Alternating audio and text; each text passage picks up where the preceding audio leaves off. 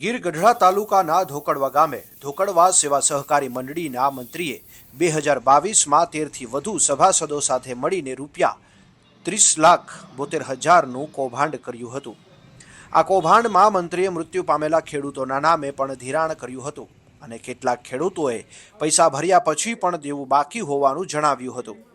એક ખેડૂતે જમીન વેચ્યાના 3 મહિના પછી ધિરાણની નોટિસ મળી હતી। આ કૌભાંડમાં બેંકના કર્મચારીઓની સંડોવણીની શંકા છે। આ મામલે જૂનાગઢ જિલ્લા સેવા સહકારી બેંકે મંત્રી વિરુદ્ધ ગીર ગઢડા પોલીસ સ્ટેશનમાં ફરિયાદ નોંધાવી છે। હાલ મંત્રી જામીન પર છૂટી ગયો છે। આ મામલે ખેડૂતોને ન્યાય મળે તે માટે મુખ્યમંત્રીને પત્ર પણ લખવામાં આવ્યો છે। જુઓ ઉનાથી ફારૂક કાઝીનો રિપોર્ટ। મારો પરિચય ગુજ્જર અશોકભાઈ બોઘાભાઈ ગુજ્જર ને મારું ગામ છે ધોકડવા ને મંડળી છે ને એ અમારા પપ્પાના નામે બોઘાભાઈ જીવાભાઈ ગુજ્જરના નામે છે અને અમારે મંડળીની અંદર ધિરાણ અમે ભરી દીધું છે, છતાંય અમારી પાસે ભરસા અધિકારી દ્વારા નોટિસ આવેલી ને મંડળી ધોકડવા ગામની અંદર અશોકભાઈ બગિયા એના મંત્રી હતા ને અમે ભરી દીધી, અમને નોટિસ આપી દીધું, અમે ગ્રામીણ બેંકમાંથી ધિરાણે લઈ લીધું છે, છતાંય અમને ભરસા અધિકારી દ્વારા નોટિસ મળેલી એટલે અમે જૂનાગઢ ભરસા અધિકારી પાસે ગયેલા અને એને બધી રજૂઆતો કરી અને અમે કાયદેસરની એને પહોંચશું ને બધું આપેલું, છતાંય અમારી આ 13 જણાની જે છે એમાં કોર્ટમાં એ મેટલ છે આખી ને 13 જણાનું તોય વસૂલાત કરવા માટેની નોટિસ આવે છે એટલે એની માથે જેને ખોટું કર્યું છે મંત્રી પછી બેંકવાળાએ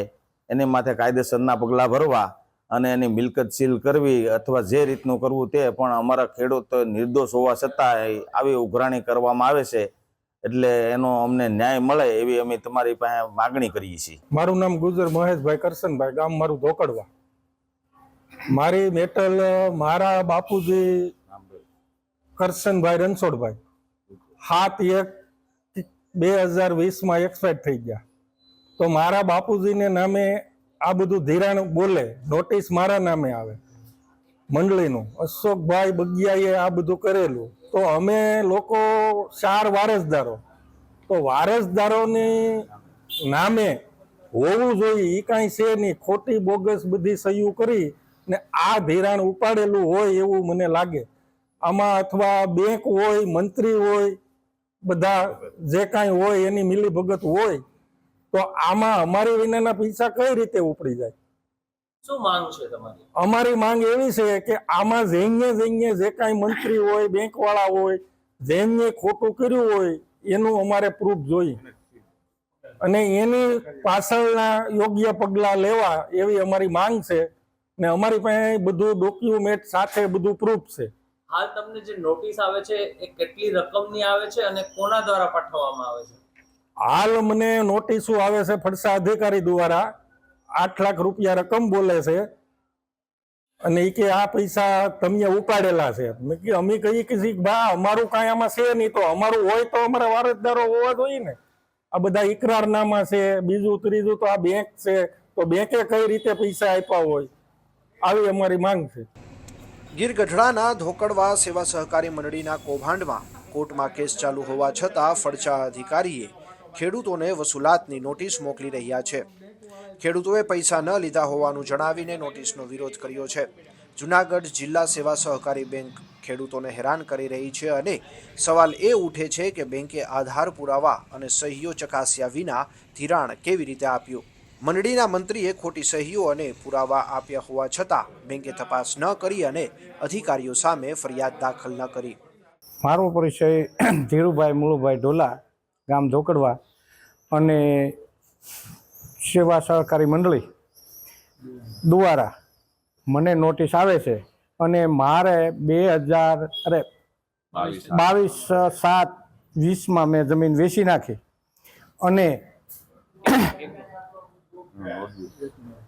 1/9માં એને ધિરાણ ખોટું ધિરાણ ઉપાડ્યું છે એવું મને દેખાય લાગ્યું છે અને મારે પાસે જમીન અટાણે ખાતેદાર હું જરાય સાઉન્ડલી ધોકડવાનો ખાતેદાર જ નથી અત્યારે, બરાબર?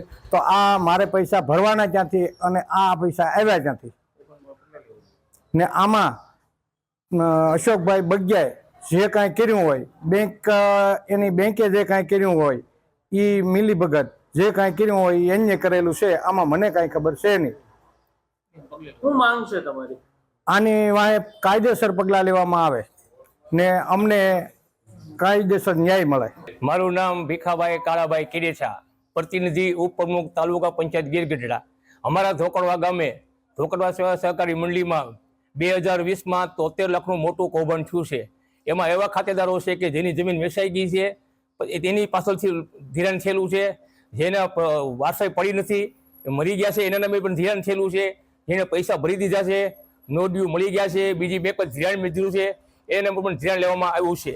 આવી રીતે જુનાગઢ ડિસ્ટ્રિક્ટ કોઓપરેટિવ બેંક છે, જુનાગઢ ડિસ્ટ્રિક્ટ જિલ્લામાં ઓછામાં ઓછા 15 થી 20 મંડળીઓમાં 40 કરોડ જેવું કૌભાંડ થયું છે. આ કૌભાંડમાં જે તે મંત્રીઓ, બેંકો સામેલ હોય એની સામે પગલાં લેવા જોઈએ એવી અમારી માગણી છે. આશરે તમારા ગામમાં જે કૌભાંડ થયું છે એને હાલ શું તકલીફો પડી રહી છે? એને તકલીફો એવી પડી રહી છે કે એને ફટસા અધિકારી દ્વારા ખોટી નોટિસો આપવામાં આવે છે. એને ધિરાણ લીધેલ નથી, એના નામે ખોટા ચેકોમાં સહી લઈ ખોટા રેકર્ડ રજૂ કરી અને ધિરાણ લીધેલું હોય. આ લોકોને ખોટો અન્યાય થાય છે, એટલે એને ન્યાય મળે અને આમાં લોકો પાસેથી પૈસા વસૂલ કરી અને પૈસા ભરી દેવામાં આવે એવી અમારી માગણી છે. મારું નામ કાંતિભાઈ રાજાભાઈ માળવી, સરપંચ શ્રી ધોકડવા ગ્રામ પંચાયત. આ સેવા સહકારી મંડળીમાં હું પણ સભ્ય તરીકે ફરજ બજાવતો હતો. જે તે વખતે જે કાંઈ ખેડૂતોએ ધિરાણ ભરવા આવ્યા તે મને સાથે લઈને ખેડૂતોએ ધિરાણ ભરેલ છે. ભર્યા પછી ખેડૂતોને નોંધ્યું પણ મેં મારી હાજરીમાં જ અપાવેલા છે. છતાંય તેવા ખેડૂતોના નામે હજુ બાકી ધિરાણ બોલે છે, તો ખરેખર આ આખું કૌભાંડ આચરનાર સેવા સહકારી મંડળીનો મંત્રી છે.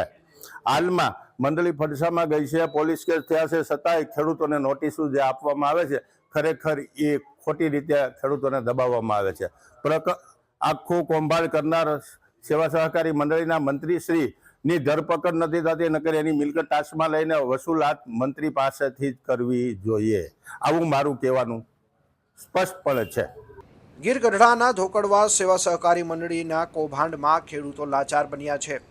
કૌભાંડ આચરનાર મંત્રી જામીન પર છૂટી ગયો છે અને મંડળી ફડચામાં છે.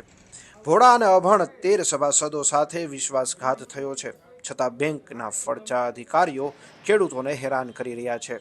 ખેડૂતોની માંગ છે કે પૈસા ભર્યા પછી અને ન ઉપાડ્યા હોય તેવા ખેડૂતોને નોટિસ શા માટે અપાઈ રહી છે?